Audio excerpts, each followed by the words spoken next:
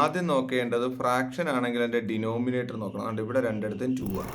രണ്ടിടത്ത് 2 ഉണ്ടെങ്കിൽ മുകളിലത്തെ കൂട്ടിയാൽ 3 ഒന്നുകൂടെ കൂട്ടി നമുക്ക് എഴുതാൻ പറ്റും 4. അപ്പം 4/1 2 കണ്ട് ഇവിടെ 2ഉം അതിൽ നിന്ന് ഒരു 2. 4/2 എത്ര? ആൻസർ 2 ആണ്. ഇവിടെ നോക്ക്, ഡിനോമിനേറ്റർ ഇവിടെ 4ഉം ഇവിടുത്തെ ഡിനോമിനേറ്റർ അല്ലെങ്കിൽ ഛേദം 3ഉം ആണ്. അപ്പോൾ ഇത് ഡിഫറൻ്റ് ആണെങ്കിൽ നിങ്ങൾ മനസ്സിലാക്കുന്നത് ഈ 3 ഒന്നുകൂടെ ഗുണിക്കുമ്പോൾ എന്ത് കിട്ടും? 3 പ്ലസ് 4 രണ്ടുകൂടെ ഗുണിക്കുമ്പോൾ എന്ത് കിട്ടും? 8/4 3 ഗുണിക്കുമ്പോൾ എന്ത് കിട്ടും? 12. അപ്പോൾ ഉത്തരം എന്ത് കിട്ടും? 11/12 ആണ് ഈ ഫ്രാക്ഷൻസ് കൂട്ടിയാലുള്ള ഉത്തരം. ഇനി ഇവിടെ നോക്ക്, ഇവിടെ 2 ഉണ്ട്, ഇവിടെ 4 ആണ്. അപ്പോൾ ഇവിടെ 4 ആക്കണമെങ്കിൽ നിങ്ങൾ മനസ്സിലാക്കി ഇവിടെ 2 കൊണ്ട് ഗുണിച്ചാൽ പോരെ. അപ്പോൾ ഉത്തരം ഇങ്ങനെ വരുന്നത് 2/4 പ്ലസ് എന്തായിട്ട് മാറും? 3/4. ഉത്തരം എന്തോ കൂട്ടുമ്പോൾ 5/4.